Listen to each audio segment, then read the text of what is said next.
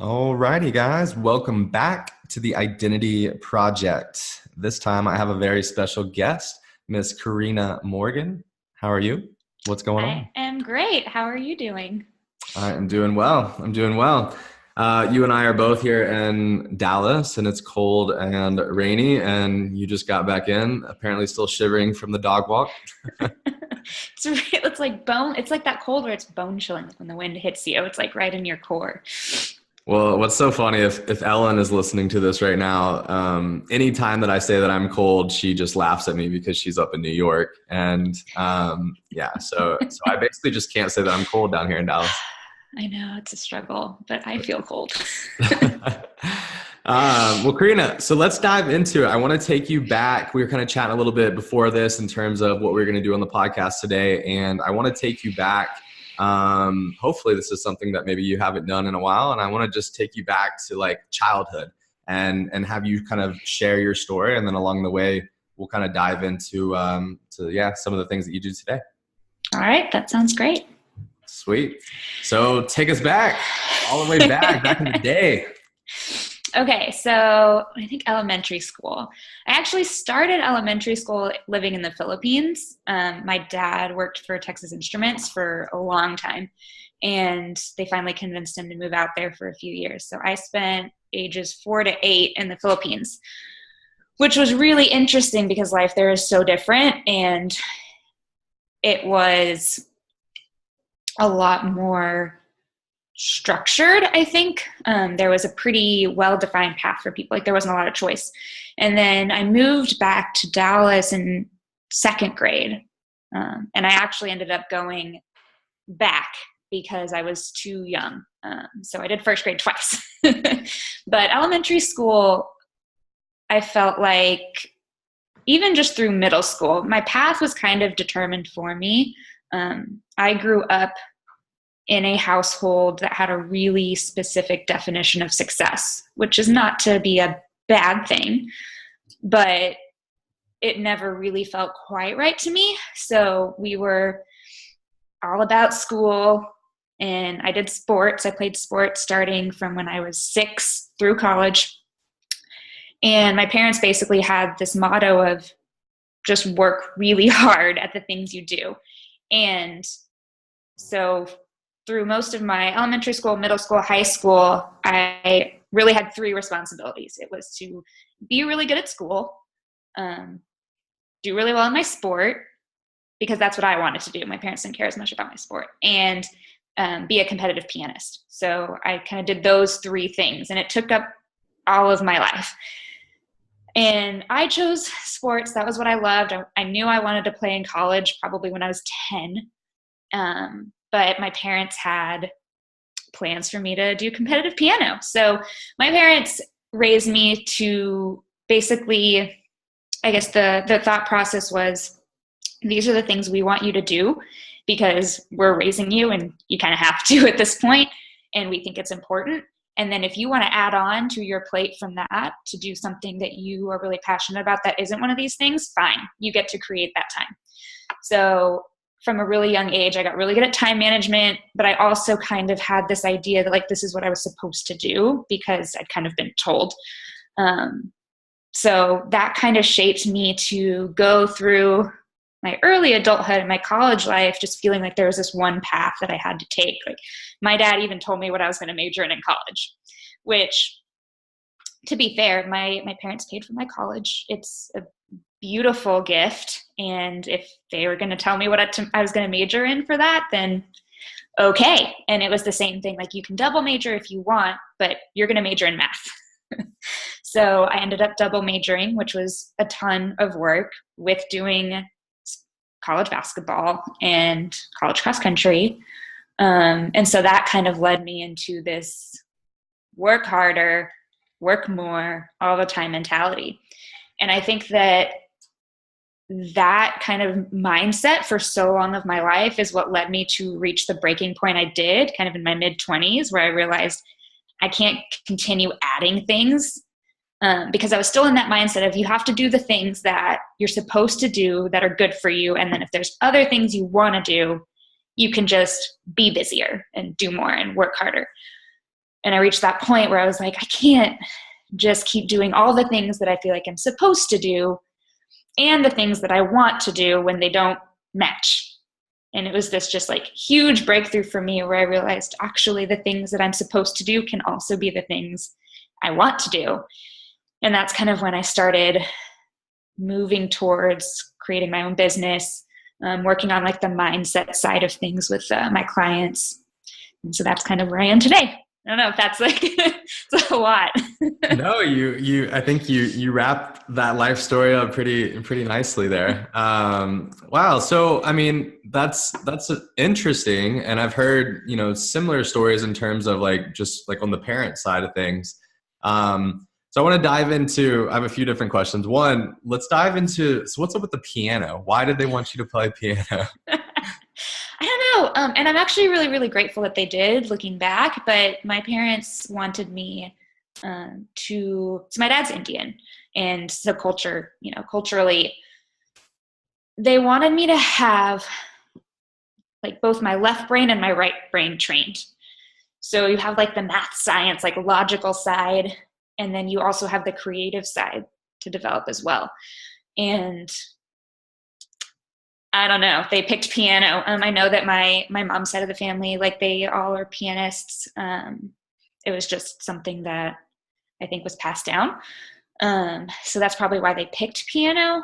But I will say I felt like my school and like my education was enhanced because I was also training this creative side as well. And it helped me with memorization. I had to learn how to ear train. So I had to be able to hear something and then be able to play it. So it really was working on this different side of education that I didn't get in school. So that could also be part of it.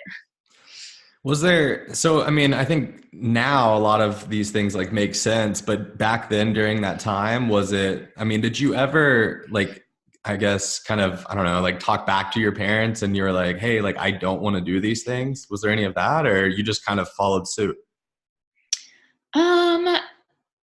I'm sure that I did talk back. I'm sure I did argue, especially at the beginning. But to just be totally honest, piano came fairly easy to me. I went to a like piano school with other people, other students, and I never had to work quite as hard as other people did. And so I think I kind of like just did it because some of the other girls I was playing with would practice for 4 hours a day, and I would do like 45 minutes and be able to learn my stuff. So I think it wasn't worth the fight. Got it. That makes sense. So, I mean, were there any other like creative avenues that you were interested in at that time? Or like, I mean, because you as an entrepreneur now and like, I mean, obviously in what you do, like you create a lot of content, things like that. So I think we have to have some, creative part of us. So, I mean, was there other things that you're doing besides the piano that were kind of, I don't know, helping you kind of develop that creative side? It's a great question. And truth be told, I never felt myself to be a creative person. Outside of piano, which even then, I felt like I was less the artistic pianist and more the logical pianist because I was really good at memorizing. So I would just memorize like sheets and sheets of music. And so I never had to like improvise or like I was never writing my own stuff. I was literally just memorizing. I never did art. I never felt creative. It actually, I think, made me really self-conscious. Like I was terrible at writing when I was growing up. And I think looking back on it, I just didn't have anything that really inspired me yet. Because English was my worst class, not great at writing. And now I do a ton of writing for my business and I feel really inspired all the time by it. I did briefly dabble in painting in high school, but that I actually really enjoyed because it was the first experience I had doing something I knew I wasn't good at and I didn't care. And I had no idea why, because at that point in my life, I cared so much about being perfect at everything. So the fact that I'd found this like magical unicorn that I could just do and have fun with and like know that I'm terrible and think that that's fine was really appealing to me. Wow, that's really interesting.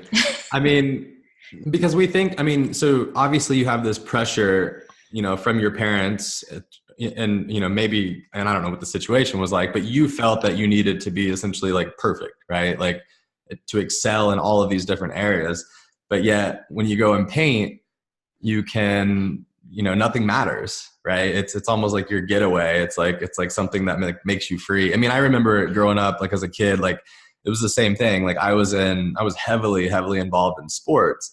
But I was also really into like drawing. Like I would draw, like I would go into museums, like with like the dinosaurs, and I would draw like the dinosaur, like like statue or whatever, and like super, super, super detailed. I would sit in there for hours, and I like loved it.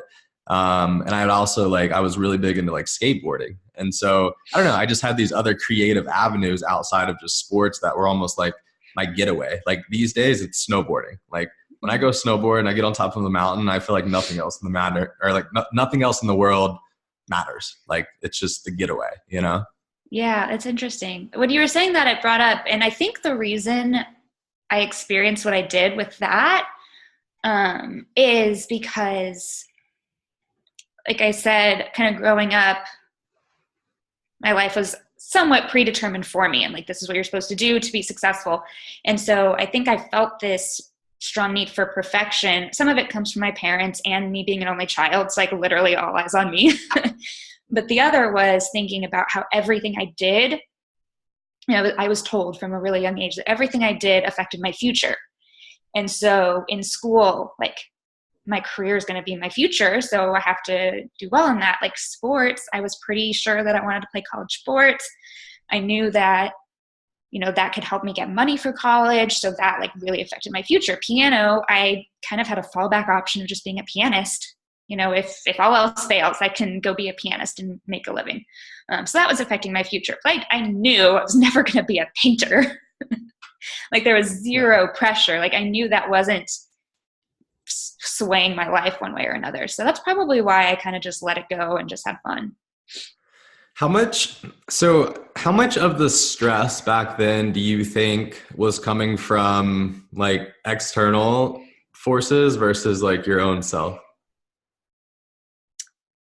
I would say they have to be really intertwined, because on the one hand, my parents unintentionally, I love my parents, they did their absolute best, but they definitely put this feeling on me where the better success I experienced, the more like attention I got from them, or like the more praise, right? So it made me as a young kid really want to do well so that they would be proud of me. And so that's internal, but externally it was because I was getting that feedback from them. And in turn, that developed this internal feeling like you have to succeed or nobody's going to look at you. Nobody's going to give you attention. Nobody's going to think you're valuable, right? Unless you externally do well. So I think that's kind of the combo. Yeah. And I just think it's so interesting. I mean, just being able to have, I mean, we were talking about this before too. I mean, I think like these conversations that we have with clients and getting them to like challenging them to like think a little bit differently and like dive into some of these things that maybe they just haven't talked about, or it's never been brought to their attention, or they've just never created the awareness in their life around it. But just hearing you say what you just said with such clarity, like, I mean, obviously that evolved from back then to now, but yeah, I mean, I think it makes so much sense. And I think that like, it's just having that awareness is so, so, so incredibly important. Yeah, it's really interesting, but my clients come to me for health coaching for the most part. And it's so funny to see, like, after a few months of us working together, they're like, I had no idea that when I was signing up to work with you that you were going to be helping me with my relationships, or that I was going to quit my job and like start my own business. Like all these other things resulting from them doing the mindset work, even though it's like focused on health, like it affects everything. It's really, really cool to watch. 100%. I couldn't agree more. Yeah, we'll dive more into that. I am interested though, before we dive down that rabbit hole, I want to go into who influenced you. Like, why did you get into sports? Like, was there a professional athlete, or like what inspired you to want to get into sports? That's a really good question. I don't think there was any person in particular that inspired me. I think I was a very high energy child. And when I lived in the Philippines, I went to an international school. So I was in this very closed off school. So the Philippines, when I lived there, was not safe. It was very unsafe. Like we had guards, we had a driver, like everything was really high security. So we went to this international school. It was pretty like closed in. So because of that, the community was really big. And they split us up into 4 teams. So the entire school was in 4 teams, whether you were in pre-K or 12th grade. And they always did like these field day events like once a month. And you would practice, like your PE was practicing for these field events. And then you would go and you'd compete around against the other teams in your like age category.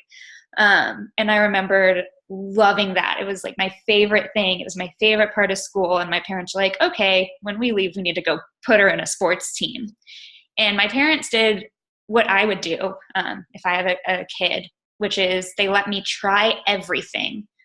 And then with no commitment, other than I had to finish the season. So if I started something, I had to finish that season. But then if I wanted to let it go, I could let it go. So I tried a ton of sports. And basketball, I started pretty quickly and I loved it. So I was like doing basketball and then I would try another sport. And I'd stay with basketball and then try another sport. Like I lasted in softball 1 season. I hated it. So I think that's it. It was just a way for me to get energy out. But they realized from a really young age that I guess if I was going to be a manageable child, I needed to be doing something physical. That's awesome, man. So, do you know why, like thinking back on it now, like, do you know why you gravitated towards basketball? Like, was it just like another thing like piano? You were just good at it, or like, was it? I know for a fact that team sports always were way more appealing to me. Basketball, I played soccer like through middle school. I did not like the solo sports. I did gymnastics for a while and I liked it in the fact that I enjoyed the movements, but I really didn't like that it wasn't a team, even though it's like cross country, it's like a team sport, but not really a team sport. So I always loved team sports. And then I think basketball, to be perfectly honest, I had friends doing it. And so it was more fun that way. And I'd started so young that, yeah, I was good at it. I'd done it for so long at that point that like, I liked it more than soccer. And those were like kind of the 2 team sports that were most prominent. So I just picked basketball. Yeah. Nice. I just always think back to that with myself as well, because I mean, I too played like all the sports when I was first growing up, but baseball was the very first sport that I ever started playing. And that was also the sport that I played like all the way through high school until my sophomore year, where I was just completely burnt out and quit. But I just think that because like baseball was kind of like that first sport I fell in love with. And that was the one that I ended up like playing the longest. Yeah, I can say basketball probably stuck around because I was not an outdoor child. So like I remember softball I hated because it was like the season I started, it was in the summer and it was so hot.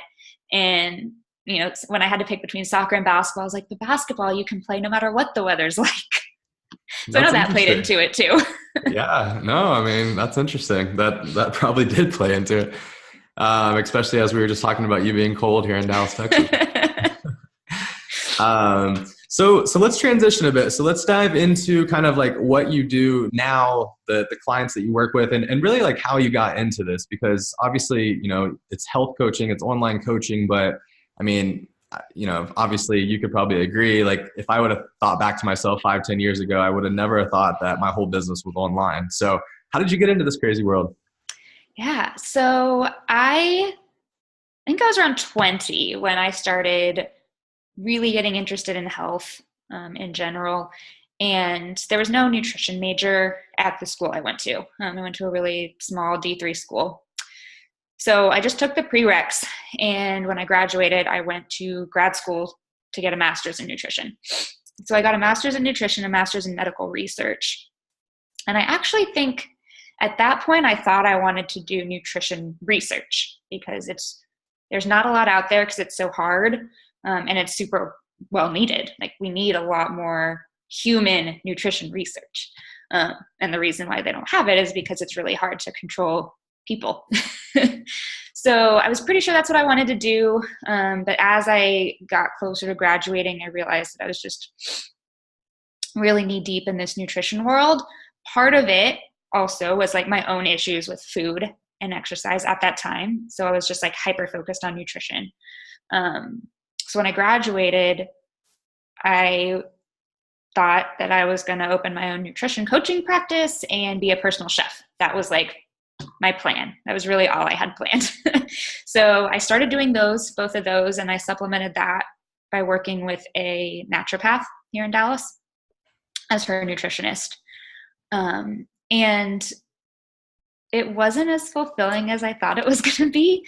I really believed at the time, especially when I was doing a lot of personal chefing, I really believed that I was helping my clients to the best of my ability by literally preparing the food for them, because I was doing more like culinary nutrition. So healing their personal health conditions and needs with the food I made. So I was like, if it's in the fridge, they're going to eat it. And that's like the number one way I can make sure that they're compliant with it, rather than just like telling them to do something. And I reached this point where I realized that I'm not actually giving them anything, because without my food, they know nothing.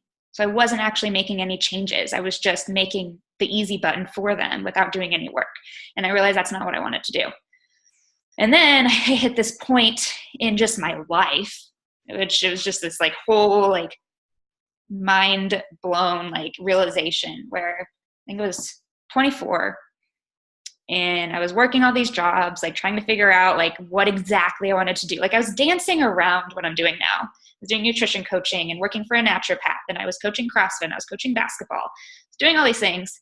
I didn't feel like that one thing. And this is kind of like besides the point, but my relationships were really shitty. Like, not my friendships, my romantic relationships. Like my confidence was like in the toilet, because I couldn't feel like I could figure out what I wanted to do. And I remember like leaving the naturopath's office one day, and I thought, wow, I'm really freaking miserable, and it's entirely my fault. Like I'm the one who can change it. And that just kind of sparked everything for me. It like transformed the way I looked at my life, because I was like, I can choose to look at these things in like the negative or the positive. And even not like the positive. I don't like to preach like you can always look for the positive, but like where's the room for growth? Where is this experience allowing me to evolve, rather than like why is it keeping me stuck? So it just kind of shifted everything for me. I started working for a startup company that gave me more flexibility. And with that, I was able to also start my own online business, realizing that there are so many people out there. And if I wanted to really focus on the type of person I wanted to, like better to be online, where there's way more access and you can work from anywhere. It just gives so much more flexibility to be online. And I changed the way I live a lot and really slowed down. I cut out the whole like do more, be better mindset. And so with that, I was like, I need to create a new type of lifestyle that actually supports the person I want to be. And that included flexibility. So that's why I kind of went the online route. Wow, that's interesting, because, as you shared with us earlier in your story, obviously from a very, very early age, you had a lot on your plate, and it allowed you to be this, productive person, this overachiever, this somebody that, could do it all. Right. And as you go throughout your life, finally at some point you have this like breaking point where it's like, no, I can't do it all. And like, I need to really prioritize myself again, because my health is my greatest asset. And that's something I've realized in my life multiple times throughout it. And, obviously you've probably seen as well, like we see it in, obviously in our clients that we work with all the time. But I think it's an amazing transition that you were able to like call yourself out on that and make that change yourself, because most people, they never realize it. or they just like blame others. And you said, this is all my fault. I have the power to change. Yeah. And I have no idea like where it came from, because I totally was that person who would find a way to blame someone else for everything. Like, no matter what happened, like, it's not my fault. And I don't know what happened to like make me realize that it actually is my fault, because I'm choosing that. But I'm so glad I did, because that's what helps me be able to help my clients do the same thing. Yeah, absolutely. So I'm curious, I mean, was there like, there wasn't any influence at all? Because I know me, like I mean, everybody knows like obviously my story and my high school days and all the craziness, and like my mindset then versus now is completely different. But I know that shifting kind of from that scarcity mindset to more of a growth mindset, like that was something that took a really, really long time. But I think the thing that really, really like just expedited the process was like the journey of like personal development. And as soon as I started like going down that kind of rabbit hole, if you will, of reading books, audiobooks, podcasts, whatever, like, I mean, that started 10 years ago and it changed my life. So was there any of that? Like, were you into personal development at that time, or? I wasn't. I think I think what really led to that like moment for me was I'd spent 4 years of my life, like after graduating college. Well, it started before I graduated college, but pretty much ages 20 to 24. I spent like really beating myself up. Like, I was working my butt off. When I finished being an athlete, I had no idea what to do. So I was working out like 4 hours a day and like being really strict with my diet, because I'd never had to think about what to eat. Like, it literally didn't matter when you were practicing for 4+ hours a day. Like, you could literally do whatever you wanted. Right. And then I had no idea how to like prevent myself from becoming this like overweight sloth when I was done. So I was like working out a ton. I was being really strict with what I ate. I ate Whole30 for 2 years straight. 10 for 10, do not recommend.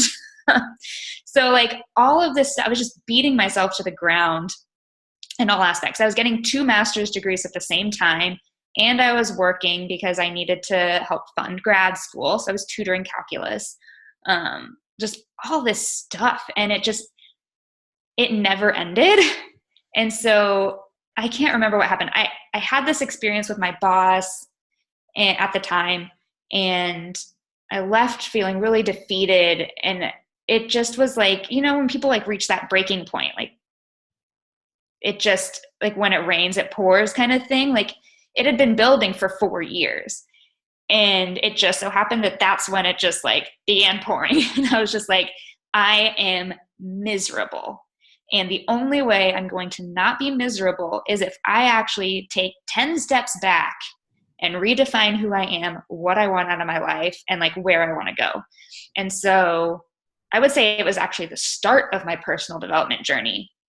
And it took so long for me to get there that once I got there, that transition was quicker than I think it normally would be, because I was just so done with that life. Yeah, I mean, that resonates with me so much. Like, I mean, I hate calling it like a rock bottom, but in a sense it kind of is, it's like whether it was getting in trouble or whether it was just just completely overdoing it with a million different things on your plate. But I mean, me and you, like, that story resonates with me because I remember, I mean, it's the same thing. Like, I always try to do a million different things. When I was like talking back, like with the CrossFit days, during that time I was going to school, get my nutrition degree. I was competing in CrossFit. I was working like 50, 60 hours a week. I was getting like 5 or 6 hours of sleep a night. Like, I wasn't sleeping. I ran my body into the absolute ground. And that's why for the last 3 years, I basically haven't worked out. Like over the past like 4 or 5 weeks, I finally, for the first time, got back into like a consistent workout routine again. Yeah. But, I completely burnt myself out. And, I think that like, I don't know, our bodies just have an amazing way of finally, telling us like, nope, you're done. Like, no matter how hard you push, like, you're done. Like, it's time to change. And that transitional process, I hear it so many times with so many athletes, but it's that transition from being an athlete your whole entire life to now being, I don't know, gen pop, if you will, right? Like it's weird and it's hard and there's a lot of challenges. I know you've touched on a few of them, but like, I know you work with a lot of previous athletes and help them kind of make that transition. So what are some like the biggest, I don't know, I guess challenges that you run into, like, or that you ran into not only yourself, but maybe you see in clients as well? That's a good question. And it's really interesting because actually when I started my business, I was not focusing on former athletes. And it was like a couple months ago, I realized, oh, every single client I've ever worked with is a former athlete. It's like, so I need to just focus on this population because they clearly are like my soulmate people. But the biggest challenge I see, and that's why I think my like health coaching, it really translates to life, is that these women have no idea who they are and who they're supposed to be like outside of an athlete. Because if you were playing college sports or like you were a regional competitor, which even if you haven't done CrossFit your whole life, like you've probably been active most of your life. You're like, wasn't Matt Frazier like an Olympic lifter? And then he just like transitioned to CrossFit.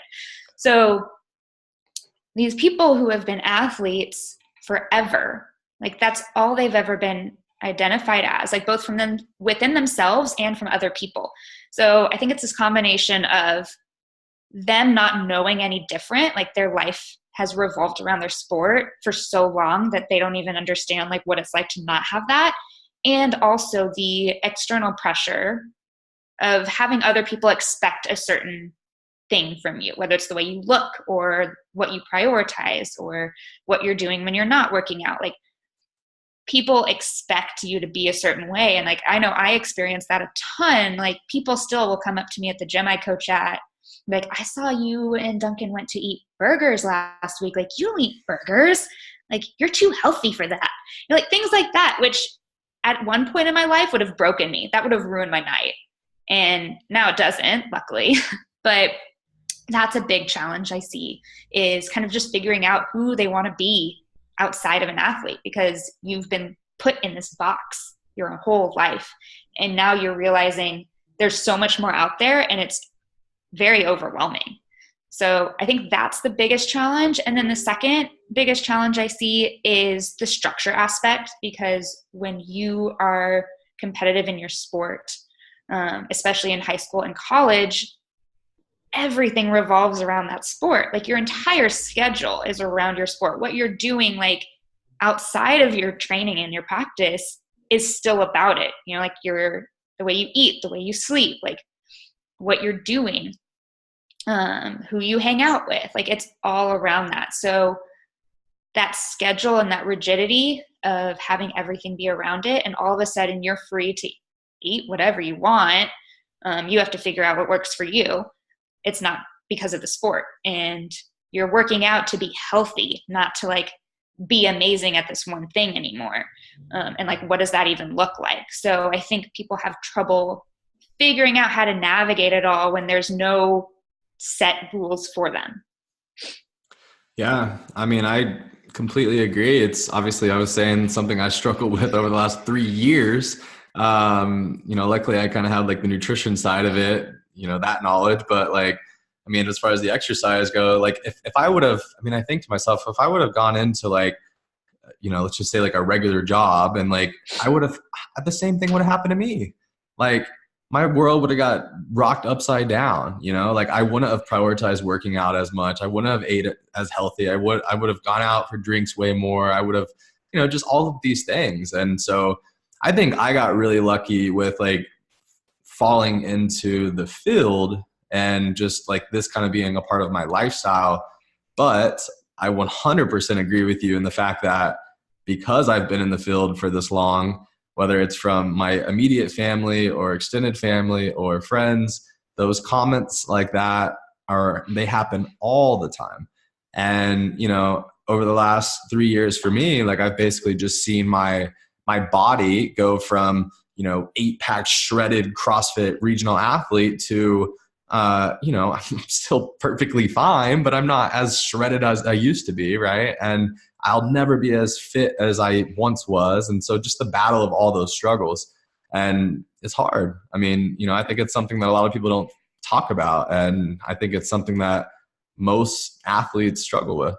Yeah. And it's that like when all you've ever known is competition, it permeates every area of your life. So you want to compete in everything that you do. And that even includes when you're done competing with who you were. So like you comparing yourself to the like former regional athlete. It's not logical, but we still go there. Like, why can't we lift as much as we did back then? Why can't we run as fast? Like if I compared my like 5K time now to my 5K time when I ran college cross country, if I cared that much, I'd be in tears because it's like night and day. But it's just so easy to get wrapped up in that, well, I used to be able to do this. Like, why can't I anymore? And I work with women in their late 30s and early 40s, and they still feel that. They still hold on to, well, when I was in college, I could do this. And so it just goes to show you that if you don't create a change in the way you're thinking about things, it can stay with you your whole life. Like these women have made themselves miserable for years because they haven't let go of like who they used to be as that former athlete. Yeah. I mean, I see it, most of the clients that we work with are women as well. And, whether it's athletes or women or men, it doesn't really matter. It's just, I think like a lot of people, it's just one of those things that like, if you like, it just reemphasizes the point and the importance of like a coach and what a coach can do for you. Like I've had nutrition coaches, I've had business coaches, like I've had mentors in my life that have like changed my life. And, I think just the power of a coach and what they can do for you just from kind of that 10,000 foot view is, it can be life changing, right? Because I think as I think about a lot of the women that we work with, maybe it was the sports, or maybe it was also kind of that identity shift into a mom, right? Mm-hmm. Like, that's something that we talk about all the time. Obviously my wife, she's due here in a couple of days. And like, this is something we've talked about so much is like, I want you to go and do whatever it is that you want to do to like, just make you happy. And like, after we have this baby, because, I think it's a really, really big struggle with moms just prioritizing their selves again. And I think that's so incredibly important. That was something I saw live out with my mom, and, it kind of just like broke my heart never being able to like actually help her. And so that's why I think I got put in this place to be able to help so many others. And I know, you see probably the same exact thing. Yeah. And moms, man, it's so complex when you go into motherhood and like postnatal. And I was reading this article by the Girls Gone Strong the other day, and they're talking about how like 85% of women are going to have a kid, and so 85% of the female population will be postpartum.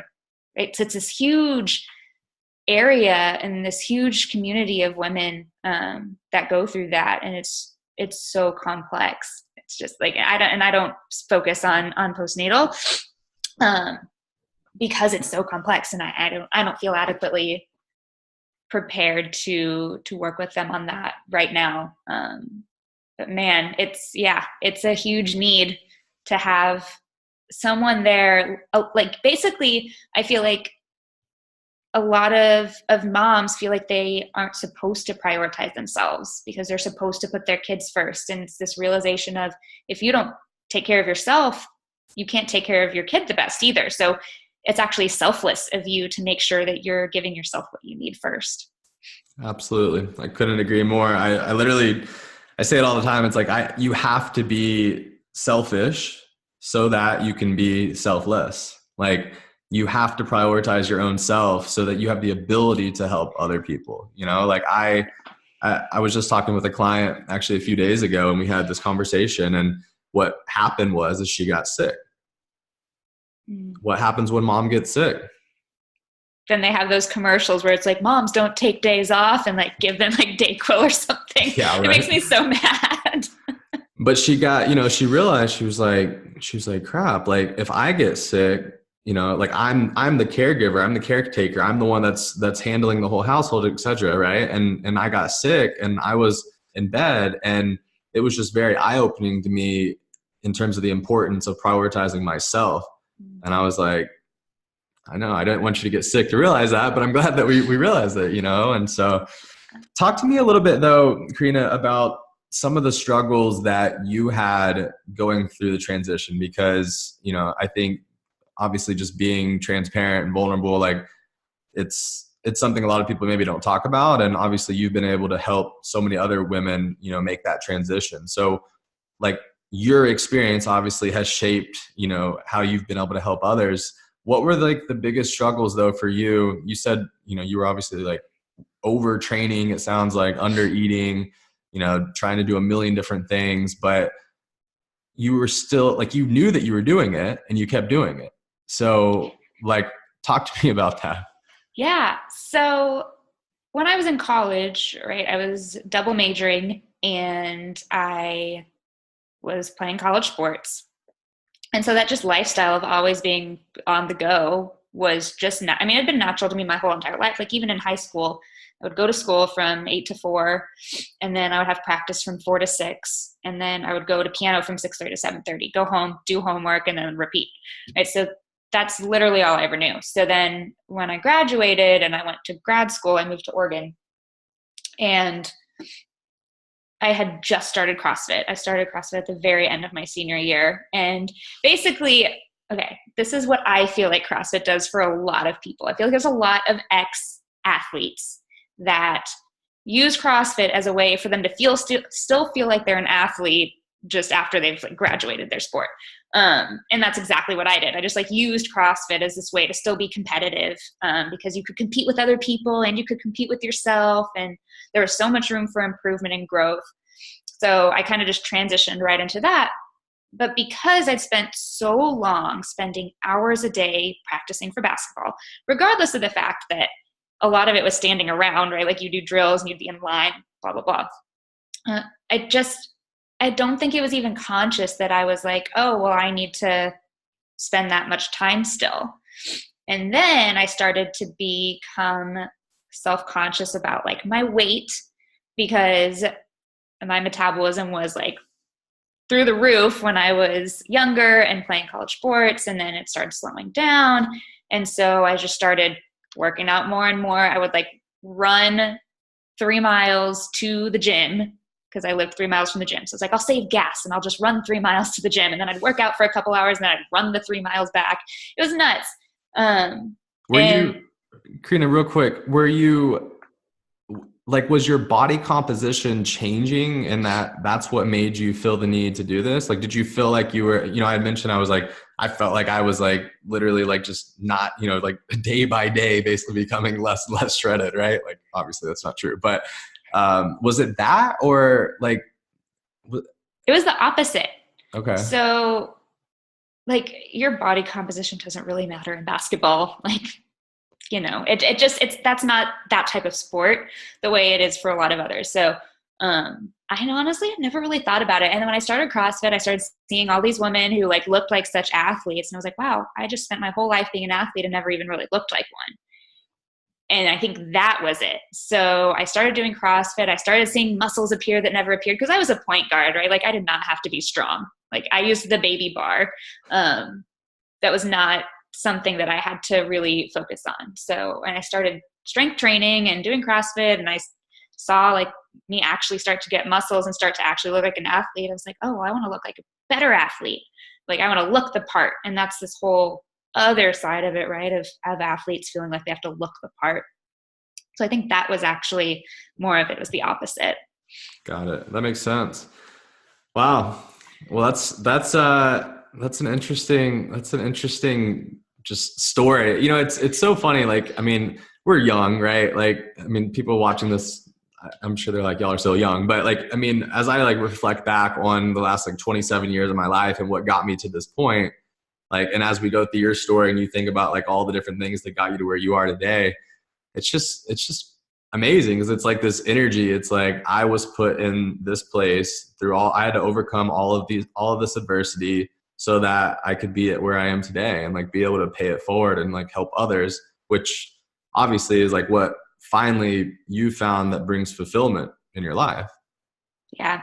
And I think that kind of going back to the question you'd asked about what the biggest challenge was for me and like how I managed to kind of change the way I look at everything.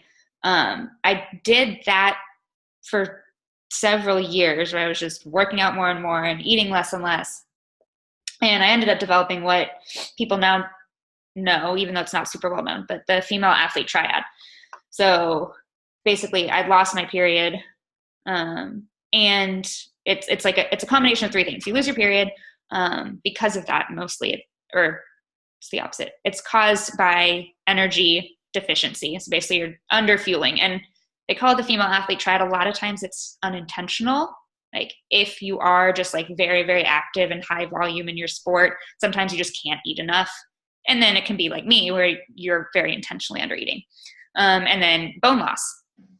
And the bone loss was really the one that got me, because I knew, being a nutrition student and learning about it like in real time, that when you start to lose your bone in your 20s, it's like sign for, that's the recipe for disaster, because you're building your bone mass for women to about age 30 is when you get your peak bone mass. And then it goes away. Like you literally start losing it in your 30s, and it's really hard to gain it back. So realizing that I was decreasing my bone mass at the time that I'm supposed to be building my peak bone mass, and that I could end up being 60 and I could fall and break my hips just because I hadn't put that as a priority when I was younger, was really the catalyst of like, you need to figure this out like ASAP. So that was a really big challenge, was reversing that, getting my period back, like learning how to eat without restriction. And then, doing the necessary work to like start building my bone mass back up. Yeah, that's interesting. Yeah, and unfortunately, I mean, we see that a lot. Like we see that in a lot of female athletes. But it's interesting, I think just the awareness that was created for you, luckily, I mean, just because you were in school, I don't know if you would have had that awareness maybe if that wasn't your major. I mean, a lot of people, they don't necessarily get told that not having a period is a bad thing, or a problem or whatever. So, I mean, did you learn all of that?